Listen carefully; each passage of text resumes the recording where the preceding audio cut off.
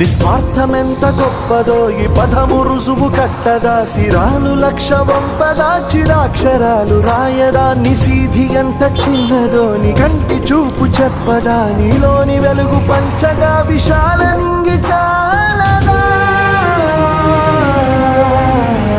మనుష్యులందు నీ కథ మహర్షిలాగా సాగదా, మనుష్యులందు నీ కథ మహర్షిలాగా సాగదా.